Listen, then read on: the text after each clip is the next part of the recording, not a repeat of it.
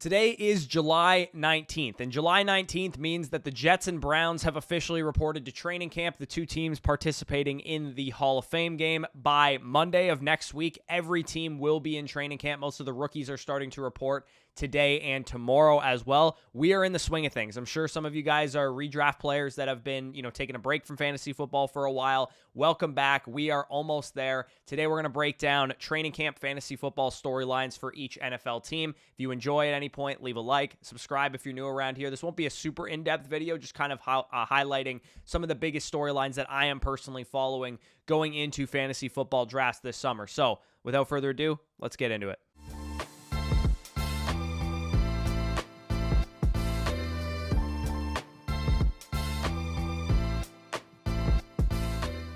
All right, so quickly before I get into each team, we're going to just highlight the things that you want to be focusing on in training camp. These are the 3 or 4 major things that you want to be paying attention to that actually matter, because there is a lot of noise going on during training camp. If you guys are on fantasy Twitter, if you have sleeper notifications on, you're going to get a lot of hype reports, a lot of camp reports. Some of them just frankly don't matter, but these are the ones that do. Number one, most important thing to take away from training camp is the health of injured players. So guys like Kyler Murray, Javonte Williams, Breece Hall, these guys that are very important to fantasy drafts, it is very, very crucial to notice what their progression is. If they're coming back, if they're practicing, if they're on pace to play in preseason games, if they're on track for week 1, that is the type of stuff that is most important to come out of training camp. And then also any other injuries that happen during training camp are also important to pay attention to as well. Number 2 is progress for young players and unknown players and rookies. So hype doesn't really mean a whole lot when it comes from like Terrace Marshall, for example, a guy that's been in the league for a number of years. We kind of know what he is at this point,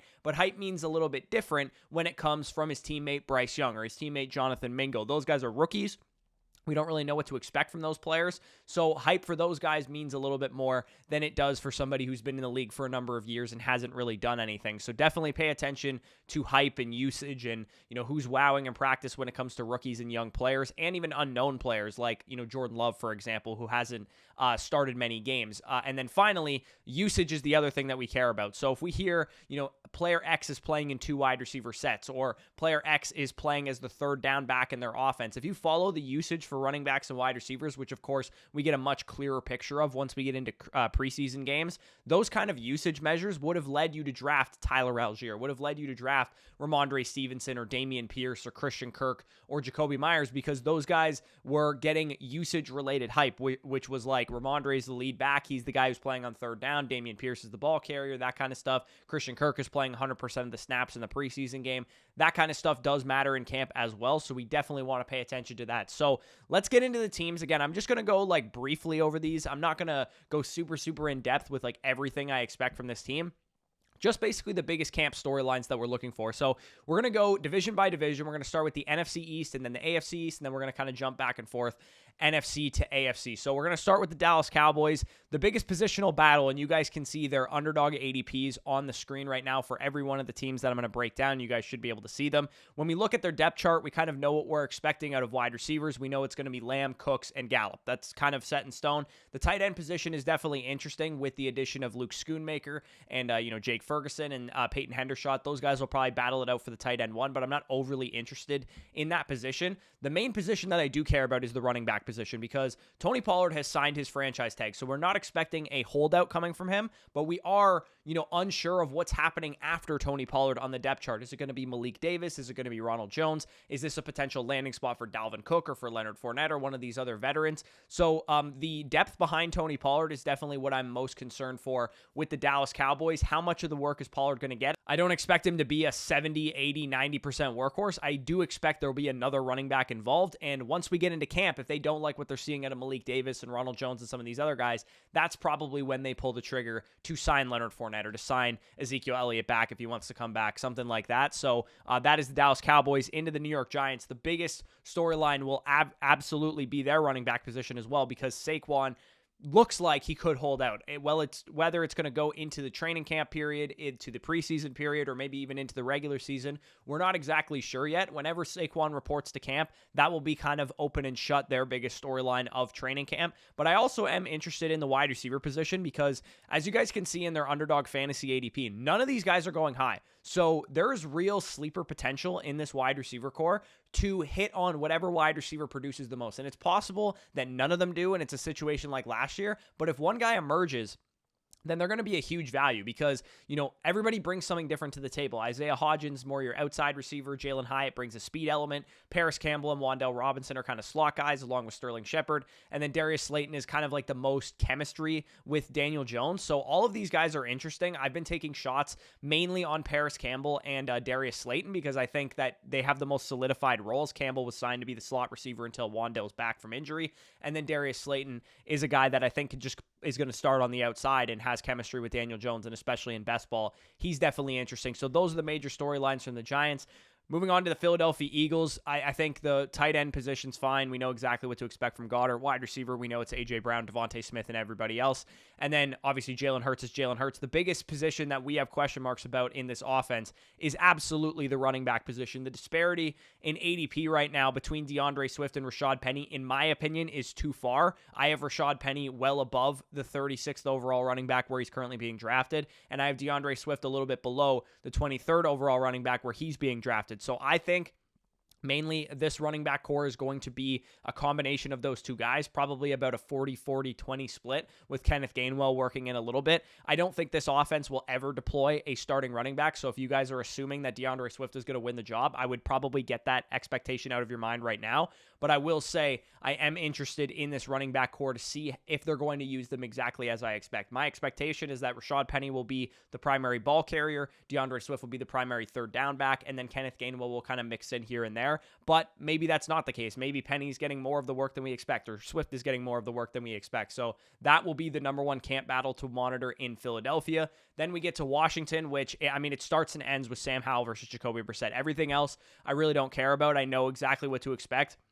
Brian Robinson will be the early down ball carrier. Antonio Gibson will be the third down back. McLaurin, Dotson, Samuel, that is the three wide receiver set. And then Logan Thomas will probably be the starting tight end. So the thing that I care about is Sam Howell progressing? Because I believe the coaching staff wants him to win the job. And if he isn't progressing, that means that the fail-safe needs to be activated in Jacoby Brissett to make sure that this team is not a bottom dweller yet again. So Sam Howell will be the thing that my eyes are on most because we know he can run and we know that he is the key to this offense. If he can be this exciting second-year quarterback, then this offense could be a lot better than people think. Moving on to the AFC East, we have the Buffalo Bills. There's actually quite a bit going on here because, aside from Josh Allen, Stephon Diggs, and Gabriel Davis, now that Hopkins has signed with the Titans, there is a lot of question marks outside of those players because Dalton Kincaid was drafted in the first round. Is he going to start from day one as a slot tight end or the starting tight end? Or are they going to run more two tight end sets? I've been taking a lot of Dawson Knox late in underdog drafts because I think he has really high touchdown potential. Him and Josh Allen are like best friends. I don't think he's just going to disappear from this offense. So he's somebody I've been grabbing as like my tight end 3 to get exposure to a good offense. I also am very intrigued by who the slot receiver is going to be because we have Khalil Shakir, who was a day 3 pick last year, who I liked. And then we also have Deontay Hardy, who is very efficient in New Orleans anytime he got on the field. So between those two guys, which one is going to take over for Isaiah McKenzie, or will it be a combination of both of them? If one guy edges out the other, he's going to be fantasy relevant. I know it's the wide receiver 3 in this offense, but Gabriel Davis is not a high target guy. Stephon Diggs has games where he sometimes is like double covered or bracketed and that kind of thing. So there is room for another receiver to produce in this offense with the amount that they throw the ball. And if one of these guys stands out, they might be a decent late round dart throw. And then RB1 is also something that I'm interested in. Again, similar to the Philadelphia Eagles, I kind of expect it's going to be Damian Harris on early downs and James Cook mixing in a little bit on early downs, but primarily being the third down back. But maybe that's different than what I'm expecting. Maybe James Cook will be more involved than I think. Maybe Damian Harris will be more involved than I think. That one will definitely be interesting to follow as well. Then we go on to the New York Jets. The biggest thing, like I said, injury is the number one thing we want to be paying attention to. And Breece Hall is focus numero uno. He's the guy that we want to know if he's healthy, he could legit be a league-winning legendary running back season this year. So we want to monitor his health from every step. We want to see if he's on the field for training camp. We want to see if he's playing in preseason games. If he's not, then it's probably likely that Dalvin Cook is a New York Jet, or that we have to pay attention more to the running back 2 battle, which is Michael Carter, Israel Abanikanda, some of the guys Donovan Knight that are there right now. And I'm also curious to see who wide receiver 3 is. I expect Garrett Wilson and Allen Lazard to be the starting outside wide receivers, but is it Mecole Hardman? Is it Corey Davis? Is also something I'm semi-interested in as well. Mainly just for late round best ball purposes. The New England Patriots, the offense is just Ramondre Stevenson and everyone else for me. So all I really care about is Ramondre Stevenson's usage. I don't care about the wide receivers. I don't care about the tight ends. I don't care about Mac Jones. Ramondre Stevenson, if he is the lead back, if he is a huge workhorse, he's going to be very, very huge in value and very, very fantasy relevant. The Miami Dolphins, I also care quite a bit about the running back battle because, again, I know this offense is going to be mainly Tua, Tyreek Hill, and Jalen Waddle, but I'm interested to see, does Devon Achane get a big workload right away? Because I've been taking a ton of Raheem Mostert because I think he is going to be the primary back, at least to begin the season, but also Jeff Wilson's a guy I've been taking shots on as well, and this has also been a rumored landing spot for Dalvin Cook as well, so there's a lot going on in this running back core. My attitude has been to take the two cheaper options in Raheem Mostert and Jeff Wilson, less so than Devon Achane, but I think all three of these guys are probably going to work into some kind of running back by committee at some point during the season. So moving on to the NFC South, we have the Atlanta Falcons, and I'm very excited about this offense. I've kind of talked about them quite a bit, but the key piece of the puzzle here is Desmond Ridder. We have no idea what to expect from Desmond Ridder. I was not high on him coming out of Cincinnati, but he does fit this offense. He does fit as a guy that just needs to kind of do what he needs to do, let the weapons carry him. And I'm also curious to see how this like three-headed monster at running back is going to play out. Is it going to be Bijan and everybody else like I'm kind of expecting? Or is Algier going to be more involved than we think? Is Cordero Patterson going to still get some work out of the backfield? Or is he going to be now primarily like the third wide receiver, slot receiver kind of situation? So the Falcons are really interesting, but it definitely relies on the shoulder of Desmond Ridder because he is the guy that could make this offense sink or swim, basically. So Carolina Panthers, again, the quarterback is the thing that we're paying the most attention to as the first overall pick. He's the key cog. Bryce Young, I expect to look a lot better than a rookie quarterback throughout camp and throughout preseason games. How he looks could mean really, really good things for this offense because, there's some pieces here. They're not, the best fantasy relevant guys, but could they equal a sleeper offense that could put up more points than we're expecting? The Carolina Panthers were very devoid of talent last year, and we still had fantasy relevant guys like Deontay Foreman and DJ Moore, and obviously DJ Moore is no longer there, but could Jonathan Mingo develop into a sleeper wide receiver? Could Adam Thielen maybe be a low-end flex play throughout the season? Is Miles Sanders going to be the workhorse running back of this team? If he is, he might end up being a value at his point in the draft too. So Carolina is very interesting, just a whole lot of unknowns, and I kind of want to see how the offense develops. The New Orleans Saints, the running back position is kind of a mess right now. Is Alvin Kamara suspended? I think that'll probably come soon if we get that news. If he suspended 2 games, if he suspended 4 games, if he suspended 6 games, 8 games, we have no idea. In that case, I expect Jamal Williams to probably get out to a hot start to begin the season, but we also have the third-round rookie Kendre Miller involved in this mix as well, where is it just going to go all Alvin Kamara because he's the guy making the most money? Jamal Williams was signed probably in anticipation that he would get suspended, and then they also drafted a guy too, so there is a big-time mess going on at this running back position, and I really want to see how the usage kind of plays itself out. And then the other thing I'm curious with the New Orleans Saints is Michael Thomas healthy? Because if he's healthy, he's actually going to be a fantasy-relevant option, and Chris Olave won't be the only guy that I care about in this offense. And I also am curious about Taysom Hill because I have been drafting a shit ton of Taysom Hill late in underdog drafts as like my tight end 3 because I know he's going to get used all over the formation. He had, monster spike weeks last year playing quarterback and tight end, so I'm really excited to see what they do with Taysom Hill again. And then Tampa Bay, my hometown Buccaneers, the quarterback battle will be won by Baker Mayfield, in my opinion. Like, I think people will care about the quarterback battle, but I don't expect it to be much of a battle. Kyle Trask isn't good. Baker Mayfield's going to win the battle. He might not be good either, but at least he's better than Kyle Trask. My interest really, though, lies with the running back position, where Rachaad White is the guy that's being drafted highest by a wide margin. But I really liked Sean Tucker coming out of Syracuse. And even though he went undrafted, it was due to medical reasons, not by his own talent. He would have tested at the combine. He would have done a number of things had he been healthy. And I think if he makes this roster, which I think he absolutely could and absolutely will, he could be the lead back on early downs, and Rachaad White could be a third down back. And we're talking about a guy that's going undrafted on underdog drafts right now that you could get potentially getting 15 carries a game. I think that's, a very, very high range of outcomes for Sean Tucker, but I believe in the guy from a talent perspective going back to his days at Syracuse. So I am very interested in him. Next, we move on to the AFC South. The Houston Texans, the wide receiver position is something that we need to monitor because there's like nothing set in stone right now. Nico Collins is the guy that's getting the most praise, the guy that's getting the most hype, but there's so much going on at this position. We have a veteran in Robert Woods. We have John Mechie, who was, dealing with leukemia and an ACL tear last year. How does he factor in? Tank Dell, who they spent a third-round pick on. They signed Noah Brown also.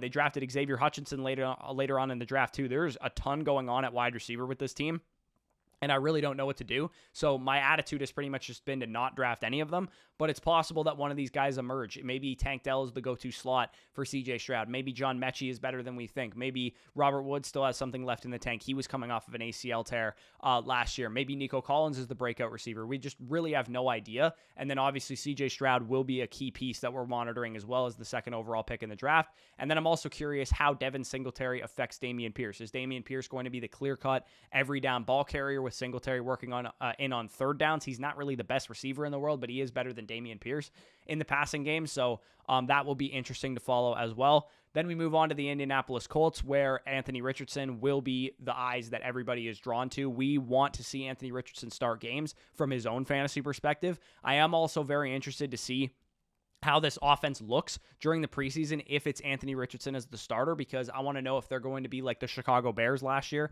who were like one of the most run-heavy offenses in the league because their quarterback just wasn't comfortable throwing the ball and their weapons weren't very good. Or is this an offense that Shane Steichen's going to implement where the Eagles threw a lot more than we expected, and maybe that's what Anthony Richardson does? And if that's the case, I want to see how Josh Downs looks, who was a very, very highly decorated prospect, a guy that I loved coming in. He is my highest owned wide receiver on Underdog right now because I expect him to be the day one slot for this team, and I personally think he's a lot better than Alec Pierce, but the size factor might have him playing more so in the slot rather than on the outside across from Michael Pittman. So next we get into the Jacksonville Jaguars. The only thing I care about with this team, because I know what to expect from the wide receivers, it's going to be Ridley, Kirk, and Zay Jones on the outside, Evan Ingram at tight end, and Trevor Lawrence will be a breakout quarterback. But the running back battle is the thing I'm most excited about for training camp, because I think a lot of people are projecting a breakout season for Travis Etienne. They're projecting a breakout season as a receiver for Travis Etienne. But I also am unsure what to expect from Tank Bigsby, because this regime did not draft Etienne. Urban Meyer drafted Etienne and basically handpicked him to be like the Percy Harvin, Kadarius Toney of his offense. We have no idea really what Etienne's position and standing in with Doug Peterson's coaching staff is. They did not run the ball a whole lot in the red zone, and part of me thinks that's because they don't trust Etienne in the red zone, and that's why they drafted a thumper like Tank Bigsby.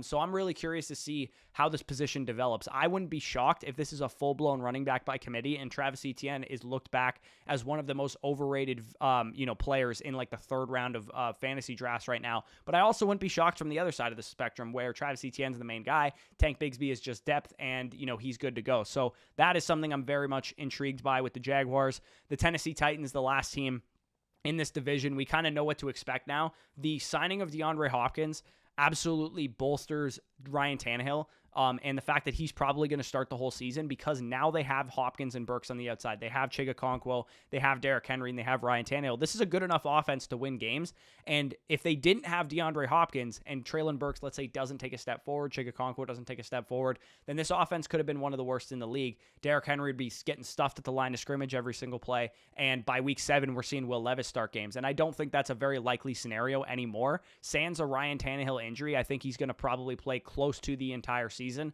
unless the Titans are just, outmatched in their own division in third place or whatever.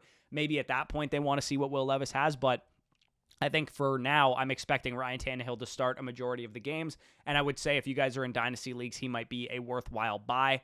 The NFC West, the next division we're going to talk about here, going down to the Arizona Cardinals. Kyler's health is really all I care about. I'm not really interested in this offense unless Kyler Murray is healthy relatively soon. If he's not going to play until week 11, Marquise Brown, I'll take some shares. James Conner, maybe if he slides, but other than that, I don't really care. But I do think that Kyler Murray will be almost ready to start by week 1. If he's in training camp, practicing, and in preseason games playing, he probably won't play in preseason games, but if he's in training camp practicing in full, I expect that the Cardinals' ADPs to rise meteorically. I think Marquise Brown will go up at least 10 spots. James Conner will go up at least 10 spots. Kyler Murray will probably find his way into the high-end quarterback 2 range, quarterback 13, 14, 15, instead of the quarterback 20 where he's currently being valued right now. So I'm really interested to see what Kyler Murray's health is. That's really all I care about with this entire offense. The Los Angeles Rams, again, I want to see the health of Cooper Kupp and Matthew Stafford. Both of them are coming off of injury-riddled seasons. Cooper Kupp had a tightrope surgery to adjust a high ankle sprain. He is going so high in fantasy drafts right now. If he's not healthy in training camp, that is a big time red flag. He will be off my board entirely. And same goes for Matthew Stafford. If he's not healthy for training camp, then that also will probably take Cooper Kupp off my board entirely at the top of the draft. So those two guys need to be healthy, need to be out there playing preseason games and that kind of thing. Cam Akers is the key piece of this offense from a unknown perspective because they don't have much behind him at running back. They drafted Zach Evans in the 6th round. They drafted Kyron Williams in the 5th round last year.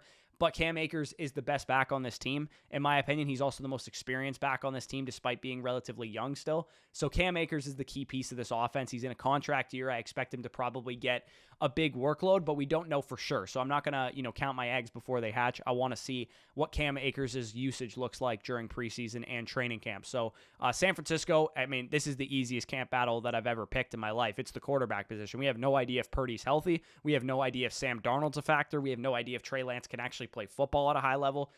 This is wide open, this quarterback situation. I don't think it's wide open if Purdy's healthy, because if Purdy's healthy, he's going to start. But if he's not healthy and he's going to miss the first 5 games of the season, we'll probably find that out during training camp. And that'll be, watch for if Trey Lance can play or if Sam Darnold's going to start games. We have no idea at this point in time, but I do expect Trey Lance to probably get a lot of buzz on Twitter if Brock Purdy is not practicing in full, and that's going to probably lower Brock Purdy's price and raise Trey Lance's price, and I will continue to snatch up as much Brock Purdy as I possibly can. The Seattle Seahawks, the running back position is the thing I'm most interested in. Kenneth Walker had a pretty good season last year, but they drafted Zach Charbonnet in the 2nd round. I do think that Kenneth Walker will be a good value, relatively speaking, when we look back on this season. He's going in the mid-5th round for a second-year running back. Typically, we see young running backs take big steps in their second years from a workload perspective, but the fact that they drafted a 2nd-round running back throws a wrench into that equation. So Kenneth Walker is a guy that I really want to see kind of take hold of this job because I've been drafting quite a bit of him. And, of course, we want to see Jackson Smith and Jigba get on the field as quickly as possible. The tough thing with JSN is that he's probably limited as not being on the field in 3 wide receiver sets. It's probably going to be Metcalf and Lockett. But if JSN is ripping it up in camp, he might force the head coach's hands to put him into the game as quickly as possible. So moving on to the AFC West, we have the Denver Broncos. The health of Javonte Williams is what we should be most concerned with. A multi-ligament ACL tear is no joke. And if he is not on the field for training camp, if he is not on the field playing in preseason games, I'm not drafting him. I won't draft him in the 7th round when he's coming out of value. I won't draft him in the 9th round when he's coming out of value. If he's not playing, if he is not on the field, I don't care. I'm not drafting him. I love Javonte Williams, the player, but if he's not healthy, he will be off my board. But on the other hand, if he is healthy, that will increase his ADP and make me more in on him at his current price. So the Kansas City Chiefs, the wide receiver position is totally up in the air. Other than Travis Kelce at tight end, we really have no idea what to expect from Kadarius Toney. He might be the most talented of this group on paper, but he's also a head case and doesn't seem to care that much about football. He cares more about roasting Giants fans than he does about going to the gym and working out. So Kadarius Toney, I don't really want at his price. He's going at 72 overall. I would much, much rather take Sky Moore at pick 100, where he's currently going, because I viewed him as a much better prospect. I think that he had a little bit of a rude awakening in the NFL, and I think he has a chance to bounce back because I really did like him coming out of Western Michigan. So Sky Moore is definitely interesting there, but we also have some of these other guys. Rashee Rice, they drafted in the 2nd round this year. Marquez Valdez-Scantling's a veteran. Richie James had a decent season with the Giants. And then Justin Ross is a complete wild card. I liked him coming out of school, but no idea what to expect from him. And then the running back position, Isaiah Pacheco and Jerick McKinnon seems to be the 1-2 punch we're expecting. But how does Clyde Edwards-Helaire factor in? Because he has been injured most of the time, but he is still a guy that might factor into this backfield. Next, we move on to the Las Vegas Raiders. The biggest factor here is Josh Jacobs on the field. Is he playing? Is he holding out? Is he, going to hold out for training camp and then be back for the regular season? We don't really have any idea at this point with Josh Jacobs, but he is the number one cog in this offense. He's the guy that's going the second highest in ADP right now behind Devontae Adams. We also have question marks about Jimmy Garoppolo's health. Hopefully he's on the field 100% for training camp. And we have some question marks about some usage at wide receiver. Jacoby Myers was signed in the offseason. Hunter Renfrow has been the primary slot there. But does he edge him out? Is Jacoby Myers the starter in 2 wide receiver sets outside opposite Devontae Adams? Or is that Hunter Renfrow? Because I've been taking a lot of both, particularly Renfrow late in underdog drafts, because I do think he's a pretty good value. And then also they drafted Michael Mayer at the top of the second round. Is he the starting day one tight end, or is it Austin Hooper early on while he develops? So there's a lot of question marks with the Raiders, but the main one is Josh Jacobs and his contract situation. So the Los Angeles Chargers, Quentin Johnson is 100% the thing that I am most dialed into, because we know Keenan Allen and Mike Williams are the main receivers. We know that Austin Eckler is going to be the main running back, and Herbert's obviously Herbert. But Quentin Johnson, I'm curious, is he edging out Josh Palmer right away, or is Josh Palmer going to be the starting wide receiver in 3 wide receiver sets? And for God's sakes, just stay healthy, Los Angeles Chargers. They were so frustrating last year because they just couldn't stay on the field. And I think a bunch of injuries would totally not shock me for the Los Angeles Chargers in training camp. Also, I'm curious to see what the running back competition behind Austin Eckler looks like for handcuffing purposes. I think Isaiah Spiller is still better than Josh Kelly, but we have no idea. Isaiah Spiller is a guy that I've been taking some dart throws on in the 18th round of best ball drafts, because Austin Eckler is older. Isaiah Spiller was a prospect I believed in, and Josh Kelly was not. So he's also semi-interesting for me as well. He might be available on some of your Dynasty waiver wires if you want to check that out. We get into the final divisions. The NFC North, the Chicago Bears, the first team that we're going to talk about. The running back battle is fierce. Roschon Johnson, Khalil Herbert, Deontay Foreman. It's a 3-way battle. May the best man win, basically. Khalil Herbert's the veteran of that team. He's the guy that knows the offense and knows the system the best. He said it will be a running back by committee, but to what extent, right? Because I think every running back room is a running back by committee, and I think when running backs say that, people go overboard. Does Khalil Herbert mean it's a running back by committee in that whoever's the best player is going to play the most on any given week, whoever's dealing with the least amount of injuries and that kind of stuff? Or does he mean it's a running back by committee in that, there's going to eventually be a lead back and everybody else is still going to work in, so that running back is not going to work in, more than 55, 60% of the time? Because technically both are running back by committees. In either situation, I'm taking Roschon Johnson the most because I think he's the most talented running back, and I think he has the most 3-down skill set of the 3 guys. So Roschon's the guy that I've been taking, but I have mixed in a little bit of Herbert and Foreman here and there. Committee, though, is just such a broad term, so I'm not willing to just throw out all these running backs because Khalil Herbert said it's a running back by committee.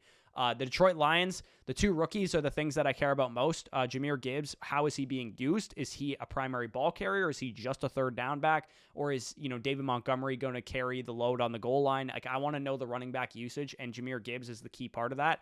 And then I also want to know if Sam Laporta is the tight end 1 for this team right away, because he also would be a huge value if he is. Because really, outside of Amon-Ra St. Brown and then Jameson Williams when he comes back from injury, and even him I'm not totally sold on, there is nobody else in this offense. Somebody else is going to be relevant in this passing game. It's not just going to be St. Brown, although I do think he has 170 targets in his range of outcomes. Somebody else is going to be relevant. Maybe it's Josh Reynolds late in drafts. Maybe it's Marvin Jones late in drafts. Or maybe it's Sam Laporta if he's able to get on the field early on. So that is definitely interesting to me. The Green Bay Packers, Jordan Love will be the main storyline because nobody knows if this guy's good or not. And he's been in the league 4 years now, and he's barely started any games. But I am also curious about the tight end position, Kraft versus Musgrave. I've been on the page from Dynasty perspective that I'm taking Tucker Kraft in the 4th round of rookie drafts versus Luke Musgrave in the mid-3rd because I think Kraft was the better prospect, and in my opinion, he's still better. They were both drafted with day 2 capital. So that's something I'm interested in. And speaking of day 2 capital, they also drafted Jaden Reed, who could be the day 1 slot receiver for this team. I expect the 3 wide receiver set to be Christian Watson and Romeo Doubs on the outside, and then Jaden Reed in the slot. But we have no idea if Jaden Reed is going to play the slot right away. Maybe he even edges out Romeo Doubs on the outside for some playing time. So that is something I'm interested in as well. Minnesota Vikings, running back 2 is the position I'm most interested in because I don't believe in Alexander Mattison very much, to be honest. I don't think he's a very good running back. I think that Dwayne McBride can play. I think he's a very good early down ball carrier. I'm not super sold on Ty Chandler and Kene Nwangu or whatever, so for me, I'm very interested to see how Dwayne McBride looks specifically, and interested to see what the split looks like with Madison. Is Madison just getting Dalvin Cook's role, or are they using a full-blown timeshare? I also think this is a sneaky landing spot for a Kareem Hunt or a Leonard Fournette or an Ezekiel Elliott. So I wouldn't just bank that Madison is this going to be, anytime Dalvin Cook was injured, Madison got this huge workload. I don't think that's going to be the case over the course of a full season. I think that somebody else is going to work in, and to me, that guy is McBride. So he's the guy I've been taking late round dart throws on. And then also I want to know if Jordan Addison's the day one wide receiver 2 opposite Justin Jefferson in 2 wide receiver sets. I think he will be, but it's possible that KJ Osborne, as the veteran, has the notch over Jordan Addison early on. So the final division that we're going to talk about is the AFC North. The Baltimore Ravens are very interesting for a number of reasons. The running back battle is the number one reason, because I believe wholeheartedly in J.K. Dobbins. But if we see something in preseason games or in training camp where it's a complete running back by committee, a 50-50 split, I'm probably going to cool on my stance a little bit. And also, J.K. Dobbins has kind of threatened to hold out a little too, so hopefully he reports to camp and he's out there and he's the main back, because him not reporting would definitely hurt his chances. But I have been taking a lot of Dobbins and Gus Edwards, both at their cost, because I think they're good values. And then we also have the wide receiver position, which has a complete makeover from last year. It's, in my opinion, going to be OBJ and Bateman on the outside, Zay Flowers in the slot as the first-round rookie. But just because Zay Flowers is small doesn't mean he has to be the slot receiver. If he's outplaying OBJ in training camp or outplaying Bateman in training camp, he might move those guys off of the field. And this receiver core is very interesting to me, because I think any one of these guys could win out as the wide receiver 1, or any one of these guys could just be tertiary players, and this offense could run through Lamar, Mark Andrews, and J.K. Dobbins, and it wouldn't shock me in the slightest. So I really love this Ravens offense from like a fantasy perspective. I'm taking all of these guys at value. I like Andrews, I like Jackson, I like Dobbins, I like Bateman, I like Flowers, I like Beckham, I like Edwards. I like them all at value right now. I just want pieces of this offense, but how it actually materializes is something that'll probably play out in training camp. Moving on to the Cincinnati Bengals, Chase Brown. That's the thing that I care about. I want to know how Chase Brown looks. I want to know if he's working with Joe Mixon on the first team, if anybody is working with Joe Mixon on the first team, or if it's just Joe Mixon's job to lose, because I am adamantly against Joe Mixon at ADP right now, because I think he's washed. I think he's done. I think the reason he had to take a pay cut is the Bengals know he's washed, and if they know he's washed, that means they're not going to give him a full workload, and there's room for somebody to emerge in this backfield. I think one of two things is going to happen. Either A, we go into the season with Joe Mixon as the main guy and Chase Brown eventually works himself in, or maybe even Travion Williams eventually works himself in, or B, if those other guys behind Joe Mixon are not performing in practice, not performing in training camp, they're going to sign somebody else to go along with Joe Mixon, and they're going to pair him with a Kareem Hunt or pair him with somebody else, and that would make a lot of sense to me as well. So for me, I'm totally against the stance that Joe Mixon will be the same old Joe Mixon getting his huge workload. I think in some way or fashion, he's going to have some competition, whether it's the rookies or it's some additions through the veteran market. So the Cleveland Browns, Watson playing well is the straw that stirs the drink, so he better look good in the preseason, in training camp. If we hear reports that he looks terrible, that the team is not responding to him, that's bad news. I also want to know with Nick Chubb, is his usage any different than it's been over the past couple of years? Because Nick Chubb has primarily been an early down ball carrier, not getting a whole lot in the way of receiving work, but Kareem Hunt is no longer there. Is Jerome Ford going to walk right into his role? Is somebody else going to walk right into his role? Or is Nick Chubb actually going to have elite ceiling this year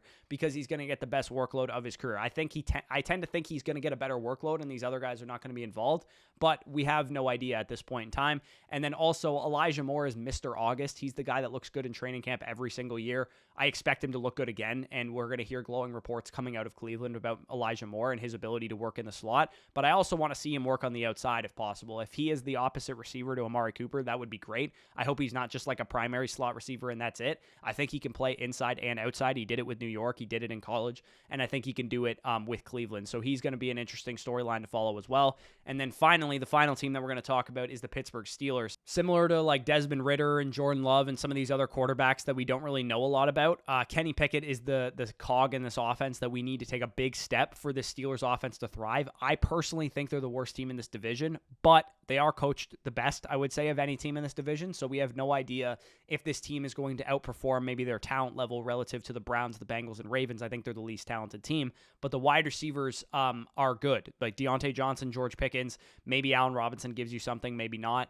The tight ends are good. Pat Freiermuth, Darnell Washington, the third-round rookie that they drafted, probably should have gone in the second round. And then Najee Harris, if he's healthy, can help this offense keep on schedule, and Jalen Warren's a good change of pace back. So the Steelers' offense is a bit of an enigma right now. Deontay Johnson and Pat Freiermuth are the two guys that I'm highest on from the offense, but it wouldn't shock me if we get a lot of training camp buzz about George Pickens and Najee Harris finally being healthy. Those two guys I've been a little bit less bullish on, but I'm still interested to see how it plays out. So this was a really beefy video. Hopefully, if you guys made it to the end, leave a like, subscribe. What is the biggest thing that you're looking forward to for training camp? From a fantasy perspective, what's the biggest storyline that you're following? I would say if I had to rank some of these, I really care about the Chase Brown situation in Cincinnati. I really care about the Baltimore Ravens backfield. I really care about the 49ers quarterback situation. I really care, how Desmond Ridder looks in Atlanta because I'm so high on that offense. And I also really care about the wide receiver position in Kansas City because I like Sky Moore. So what are your biggest training camp storylines that you're following? If you guys want access to our dynasty rankings, our redraft rankings, our best ball rankings, redraft rankings are dropping officially today on flockfantasy.com. So if you want to check that out, use the link down below in the description. Use the link in the pinned comment for 30% off. And also, if you sign up annually, you'll get a free Zoom consultation. And of course, if you want to take any of this advice right into action, you know where to go, underdogfantasy.com. Use the promo code FSE for 100% back. If you are a new user, you sign up and deposit with FSE, you will get 100% back up to $100, and you can get into some Best Ball Mania drafts, some puppy drafts, whatever you feel like doing to get some practice, sharpen your skills for your home league drafts, and have a ton of fun and win a ton of big prizes in the process. So if that interests you, also link down below in the description as well as our other sponsors. But with that being said, peace out, and we'll talk to you soon.